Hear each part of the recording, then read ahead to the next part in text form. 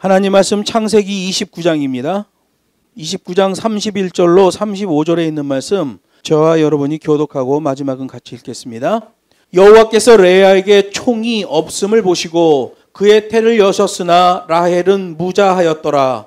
레아가 잉태하여 아들을 낳고 그 이름을 루벤이라 하여 가로되 여호와께서 나의 괴로움을 권고하셨으니 이제는 내 남편이 나를 사랑하리로다 하였더라. 그가 다시 잉태하여 아들을 낳고 가로되 여호와께서 나의 총이 없음을 들으셨으므로 내게 이도 주셨도다 하고 그 이름을 시므온이라 하였으며 그가 또 잉태하여 아들을 낳고 가로되 내가 그에게 새 아들을 낳았으니 내 남편이 지금부터 나와 연합하리로다 하고 그 이름을 레위라 하였으며 같이 하겠습니다. 그가 또 잉태하여 아들을 낳고 가로되 내가 이제는 여호와를 찬송하리로다 하고 이로 인하여 그가 그 이름을 유다라 하였고 그의 생산이 멈추었더라. 아멘. 본문 말씀을 가지고 회복의 은총을 누립시다 라는 제목으로 하나님 말씀을 증거하겠습니다. 창세기에 보면 라반에게는 딸 둘이 있었습니다. 첫째 딸은 레아였고 둘째 딸은 라헬이에요. 레아는 안력이 부족하다 이렇게 말해요. 눈에 진물이 나고 시력이 안 좋았다는 거죠. 여러분 눈에 진물 나는 사람 봤어요? 아주 얼굴이 형편없습니다. 그런 여자분들은 화장도 못해요. 진물이 나기 때문에 화장해봐야 더 지저분해 보이거든요. 너무 비참하죠. 둘째 딸 라헬은 아름다웠다라고 성경이 기록하고 있어요. 야곱은 라헬을 좋아했어요. 열심히 일하고 노력해서 라헬을 얻어야 되겠다. 7년을 일했어요. 그리고 라헬과 결혼을 했어요. 결혼을 해서 첫날 밤을 치르고 났는데 다음날 아침에 보니까 동침한 섹시가 라헬이 아니라 레아였던 거예요. 그 집 둘째 딸하고 결혼을 했는데 첫날 밤 지나고 아침에 눈 떠보니까 첫 번째 딸이 옆에 누워 있는 거죠. 그래서 야곱이 외삼촌 라반에게 항의를 했습니다. 도대체 이게 어떻게 된 일입니까? 내가 둘째와 결혼했는데 어떻게 첫째가 나와 잠을 잤습니까? 항의를 하니까 라반이 그렇게 얘기해요. 동생이 언니보다 먼저 결혼하는 건 옳지 않다라고 말하는 거예요. 그날부터 야곱은 7일 동안 더 레아와 잠을 잤습니다. 결혼은 둘째 딸하고 하고 잠은 첫째 딸하고 자는 거죠. 이 일주일을 더 잤어요. 그리고는 라헬을 얻는 조건으로 7년을 더 삼촌 집에서 머무는 거예요. 그러니까 야곱이 7년 동안 더 일하고 라헬과 잠을 잔 게 아니라 레아와 7일을 더 자고 그 다음에 라헬 방으로 들어가는 거예요. 대신 7년을 더 일하는 거죠. 7년 일한 다음에 라헬을 데려온 거 아니에요. 그렇게 해서 그 집 두 딸과 복혼을 하게 된 거예요. 복혼. 첫째 딸도 둘째 딸도 한 남자와 결혼하는 그런 복혼을 하게 된 거죠. 본문 31절에서 레아에게 총이 없었다 그러는데 감정과 태도에 있어서 모두 혐오의 대상이 됐다라는 뜻이에요. 그 여자를 볼 때, 레아라는 여자를 볼 때 감정적으로도 좀 적대감이 들고 태도에서도 적대감이 드는 거예요. 마음으로도 미워하고 내 태도로도 그 사람을 미워했다는 거예요. 어떤 사람은 레아에게 총이 없었다라는 말을 사랑받지 못했다라고 해석하는 분도 있는데 그거는 잘못된 해석이에요. 이 현우아라는 말은 적대감을 말하는 거예요. 감정과 태도에 있어서 적대감을 보였다. 둘째와 결혼하고 잠은 첫째와 잔 거예요. 적대감이 드는 거예요. 화가 나는 거예요. 그런데도 7일을 더 이 여자랑 잠을 자고 그 다음에 둘째와 잠을 자게 된 거예요.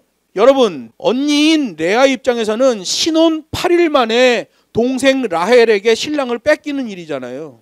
게다가 한 집에서 살고 있어요. 그러니 언니 레아의 마음이 얼마나 괴롭겠어요. 레아는 그렇게 남편을 동생에게 뺏기고 슬픔과 낙심의 눈물을 흘리며 10년을 살아야 돼요. 그런데 자꾸 이상한 일이 벌어지는 거예요. 야곱은 라헬이 좋아서 라헬의 방으로 들어가는데 이상하게도 아침에 자고 일어나면 레아와 또 동침을 한 거예요. 자꾸 그런 일이 벌어지는 거야. 야곱이 정신을 바짝 차리고 오늘은 내가 둘째 방에 들어가야겠다 라고 들어가서 잤는데 자고 일어나면 첫째와 또 잠을 잤네. 이게 참 답답한 거죠. 그렇게 해서 레아가 낳게 된 아들이 4명이다 라고 오늘 성경이 말하고 있는 거예요. 그 아들들의 이름이 이 레아의 신앙 고백이 되는 거예요. 32절 보면 첫째 아들이 르우벤이잖아요. 루벤은 우리말로 루벤이라고 되어 있지 원래 발음을 하면 리우벤이에요. 리우벤. 내 아들을 보라. 하나님께서 내 괴로움을 권고하셨다라는 뜻이에요. 권고하다라는 말은 해결해 줬다는 얘기예요. 내 아들을 보라. 하나님께서 내 괴로움을 해결해 주셨다. 야곱은 생각이 온전히 둘째 라헬에게만 가 있는데 첫째 레아는 너무 힘들어요, 그게. 그런데 애는 첫째 레아가 먼저 낳는 거예요. 하나님께서 내 괴로움을 해결해 주셨다는 거죠. 참으로 서러운 인생을 살던 레아였는데 그 눈물과 한숨, 고통과 낙심의 일을 하나님이 해결해 주셨다. 레아는 정말 인생 지옥을 맛보고 사는 여자잖아요. 그 고통을 하나님이 해결해 주셨다. 그 신앙의 고백으로 첫째 아들 이름을 루벤이라고 고백한 거예요. 여러분, 믿음 생활하다 보면 사람의 힘으로 아무리 노력해도 안 되는 일이 있다는 걸 알게 돼요. 제가 북경에서 사역할 때 공안한테 얼마나 괴로움을 당하는지 사람의 힘으로는 어떻게 노력해도 안 돼요. 인간의 힘으로 해결을 하더라도 잠시 잠깐 일시적 순간적으로 해결을 될 뿐이에요. 북경에서 핍박받는 선교사들이 자기의 방법으로 돈을 써서 일시적으로 잠깐 순간적으로 일을 해결하는 사람들이 있습니다. 그런데 곧 얼마 가지 않아서 그 일이 다 망가져 버리는 걸 보게 돼요. 우리는 북경에 있으면서 그런데 돈을 써본 적이 없어요. 체포하면 그냥 체포당하는 거예요. 그냥 하나님이 주신 원칙 하나 지키는 거예요. 핍박과 어려움에도 불구하고 복음을 증거하라. 그거 하나 붙들고 있는 거예요. 원칙이에요, 그게. 돈 안 줘. 고통은 엄청 당했어요. 그런데 하나님께서 그 순간순간을 벗어나게 하는 거예요. 인간의 힘으로 해결하면 잠깐이에요. 바른 길이 아니면 가면 안 되는 거예요. 핍박이 온다. 상황을 보면 무너져요. 그때는 의를 추구해야 되는 거예요. 레아는 하나님의 은총으로 그 고통의 일이 해결되잖아요. 동생과 싸우지도 않아요. 그냥 끙끙 앓는 거예요. 그런데 이상하게 하나님이 야곱의 발걸음을 레아의 방으로 자꾸 인도하시는 거예요. 야곱은 둘째 라헬의 방이라고 들어갔는데 아침에 일어나 보면 첫째 레아의 방에서 눈을 뜨네. 그렇게 해서 4명의 아들을 낳는 엄청난 일이 벌어지는 거예요. 그러니 이 아들의 이름이 레아의 신앙 고백이 되는 거죠. 사무엘상 1장을 보면 마음이 심히 괴로웠던 한나가 슬피 울며 기도합니다. 성막에서 고래고래 소리 지르며 기도해요. 그랬다가 엘리 제사장에게 욕을 겁나게 듣습니다. 이 여자가 지금 정신이 있는 거야 없는 거야? 낮에부터 술 먹고 와서 지금 뭐 하는 거야?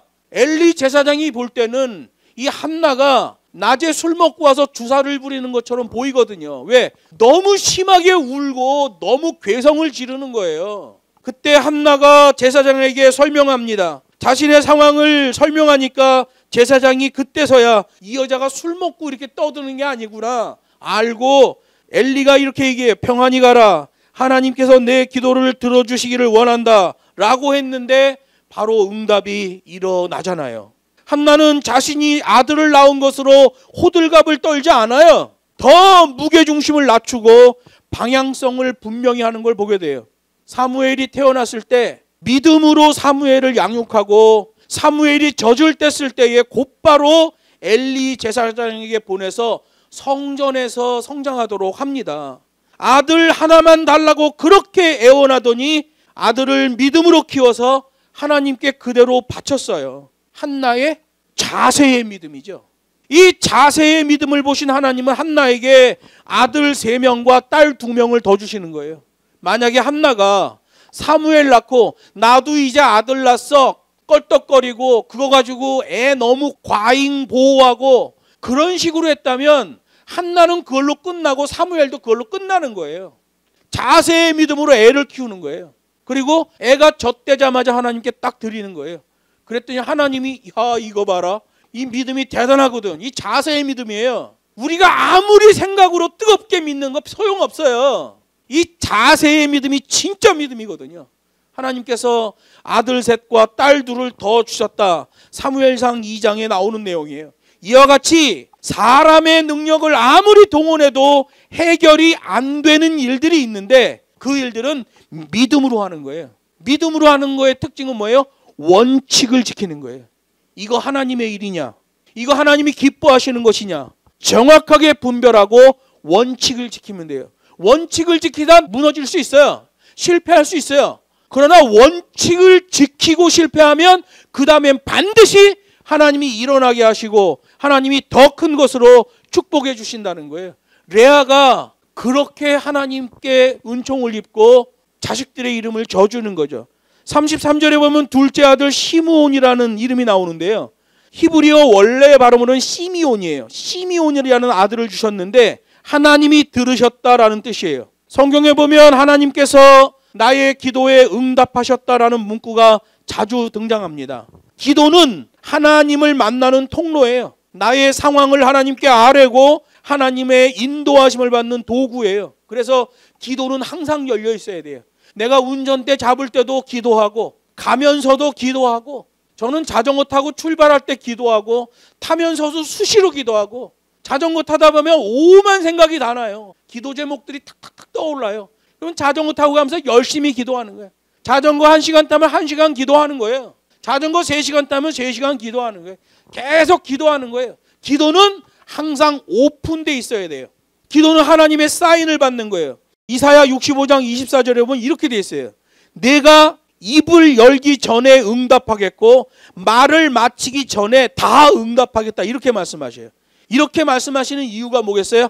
기도하는 그 사람이 오픈되어 있어서 이미 그 사람의 삶의 자세가 기도의 응답 방향성으로 움직이고 있었기 때문에 입을 열기 전에도 응답하고 기도가 끝나기 전에 다 응답해버리겠다. 이렇게 말씀하는 거예요. 뭐예요? 그 사람의 삶의 자세가 응답 쪽으로 계속 움직이고 있다는 거예요. 우리가 기도를 많이 했는데도 응답이 없는 경우가 있어요. 그때는 자세의 믿음이 안 나오는 상태의 기도였기 때문에 그래요. 자세의 믿음이 나오면서 기도해야 그 기도가 응답이 되는 거죠. 세 번째 아들의 이름은 34절에 보면 레위라고 되어 있는데요. 연합이라는 뜻이에요. 히브리어 원래의 뜻은 동사로 되어 있어요. 나뉘었던 것이 합해졌다라는 뜻이에요. 아들 셋을 낳았더니 남편 야곱이 이사를 왔다라는 거예요. 남편이 나랑 이렇게 나누어져 있었는데 보따리 싸갖고 내 방으로 이제 이사를 왔다라는 뜻이에요. 예수님을 믿는 그리스도인들에게는 영적인 남편이 있어요. 성경은 우리 그리스도인들을 그리스도의 신부다 이렇게 얘기해요. 그래서 우리의 믿음의 신랑은 예수 그리스도예요. 영적인 남편인 예수께서 날마다 우리 삶 가운데 오시는 것 아주 중요하죠. 레위라는 이름이 그런 뜻이에요. 훗날 하나님과 항상 함께하는 지파로 레위 지파가 선정되잖아요. 레위 지파는 하나님의 성막, 하나님께 예배하는 하나님과 항상 함께 있는 지파로 선별이 돼버립니다. 그래서 여호수아가 가나안 정복하고 나서 지파마다 땅을 나눠줄 때 레위 지파는 공식적으로 나눠주지 않습니다. 그때 뭐라 그래요? 여호와가 너의 분깃이다 이렇게 얘기해요. 다른 지파들은 땅을 받는데 레위 지파는 땅을 안 받고 여호와 그 예배하는 것, 하나님과 항상 함께 있는 것이 그 지파의 분깃이 되는 걸 보게 돼요. 그리고 다른 지파들이 소산을 내면 열의 하나를 레위 지파에게 주고 레위 지파에게 양을 주고 소를 줬는데 성전 안에서 소 키울 수가 없잖아요. 그러니까 레위 지파가 소도 먹이고 양도 먹을 수 있는 땅을 이렇게 배분해 주는 거예요. 레위 지파의 땅이 아니야. 근데 레위 지파가 받은 양과 소를 풀떡 낄 수 있는 땅도 보장을 받는 거예요. 뭐 때문에? 성전에서 항상 하나님과 함께 있는 것이기 때문에. 그래서 레아가 세 번째 아들 레위를 낳고 그 고백을 한 거예요. 연합되었다. 나뉘었던 남편이 보따리 싸서 내 방으로 이사를 왔다. 나는 이제 남편과 항상 함께 있다. 이 레위가 하나님과 항상 함께 있는 지파가 되는 거예요. 네 번째 아들은 35절 보니까 유다라고 돼 있어요. 히브리어는 에우다라고 이름을 지었습니다. 에우다. 근데 이게 라틴으로 갔다가 영어로 가니까 유다가 됐죠. 레아는 자신의 넷째 아들 이름을 유다, 여호와의 이름을 찬송하다라는 뜻으로 졌어요. 레아는 눈도 침침했어요. 안질 때문에 얼굴이 말이 아니에요. 여자로서는 아주 치명적이죠. 그런데 하나님께서 그런 레아를 불쌍히 여기시고 그의 삶을 권고해 주시고 해결해 주시고 풀어주시니 그 감사의 마음으로 하나님을 찬양했다는 거예요. 예수님을 믿는 사람은 항상 감사하고 항상 찬양해야 되는 거예요. 하나님께서 풀어가시니 고통이 해결되죠. 기도가 응답되잖아요. 어두웠던 삶이 밝아지고 기쁨이 넘쳐나는 거예요.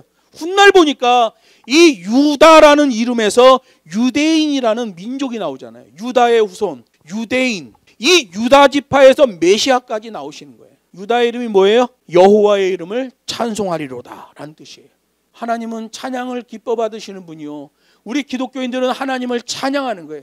메시아이신 예수께서 오셨을 때도 그냥 찬양하는 거예요. 천사도 찬양, 그 선한 목자들도 찬양, 동방박사도 찬양, 시므온도 찬양, 안나도 찬양. 만나는 사람마다, 메시아를 보는 사람마다 찬양으로 영광을 돌리는 걸 보게 돼요.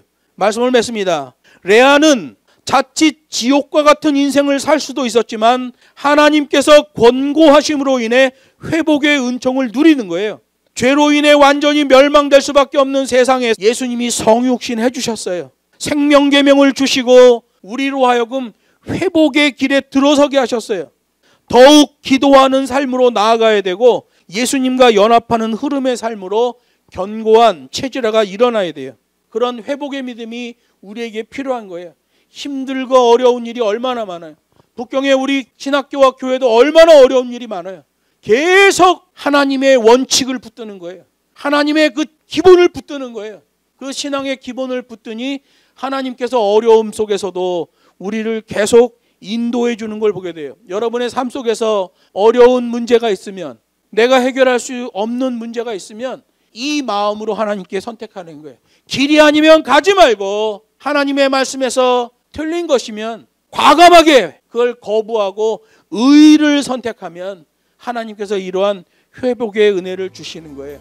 신약시대의 마리아도 그 회복의 은혜를 보잖아요.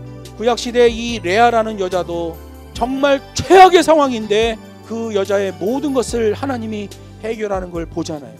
우리도 그 믿음으로 회복의 은혜를 맛볼 수 있기를 주 예수의 이름으로 축복합니다.